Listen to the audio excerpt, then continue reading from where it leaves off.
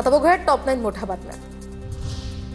कबुतरांना अन्न पाणी देण्याची बंदी मुंबई हायकोर्टाकडून कायम। दादरमधील कबुतरखाना परिसरात पोलिसांचा कडेकोट बंदोबस्त।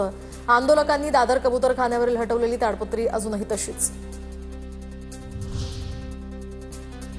माधुरी हत्तीणी संदर्भातला वाद आता जवळपास संपलाय। राजू शेट्टींची माहिती तर वनतारा माधुरीला नांदणी मठामध्ये सेंटर उभारून उपचार देणार आहे। वाद मिटवण्यासाठी अनंत अंबानींचाही पुढाकार। राजू शेट्टींची प्रतिक्रिया। सध्या सुरू असलेल्या प्रकरणावरून मला वेदना होत आहेत। जळगावातील राजकारण थांबलं पाहिजे। खडसे कुटुंबावर होत असलेल्या आरोपांवरून भाजपच्या केंद्रीय मंत्री रक्षा खडसेंची नाराजी। प्रफुल्ल लोढाला जेलमध्ये संपवण्याचं काम केलं जात आहे। त्याला मारून सुद्धा टाकू शकतील, एकनाथ खडसेंचा गंभीर आरोप।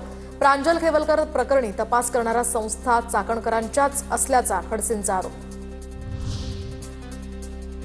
म्हाडाचे तहसीलदार संजय भोसलेंना वाळू माफियांकडून जीवे मारण्याचा प्रयत्न। सीना नदीपात्रामध्ये वाळू उपसा सुरू असताना तहसीलदारांची कारवाई। वाळू माफियांकडून तहसीलदारांच्या अंगावर गाडी घालण्याचाही प्रयत्न। कुर्डुवाडी पोलिसात गुन्हा दाखल। ईडी ठगासारखं वागू शकत नाही, सुप्रीम कोर्टानं पुन्हा झापलं। ईडीनं चौकशी केलेल्या प्रकरणांमध्ये दोषसिद्धीचं हे प्रमाण कमी। यंत्रणेला कायद्याच्या चौकटीतच काम करावं लागेल, सुप्रीम कोर्टानं फटकारलं। मुंबई विद्यापीठानं आजच्या परीक्षा पुढे ढकलल्या। विद्यापीठ आणि त्याच्याशी संलग्नित सर्व महाविद्यालय, शैक्षणिक संस्था आणि ऑनलाईन शिक्षण केंद्राच्या परीक्षा पुढे ढकलल्या।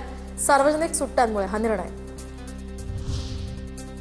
कपिल शर्माला पुन्हा लॉरेन्स बिश्नोई गँगकडून धमकी। मुंबई पोलिसांकडून पडताळणी सुरू। कपिल शर्माच्या कॅनडातल्या कॅफेवर गोळीबारानंतर आता पुन्हा एकदा धमकी। अभिनेत्री हुमा कुरेशीच्या चुलत भावाची हत्या। दिल्लीतील निजामुद्दीन परिसरातील जंगपुरा या भोगल लेनमधील ही घटना। पार्किंगच्या वादातनं आसिफ कुरेशीची हत्या। पोलिसांची माहिती, दोन्ही आरोपींना अटक।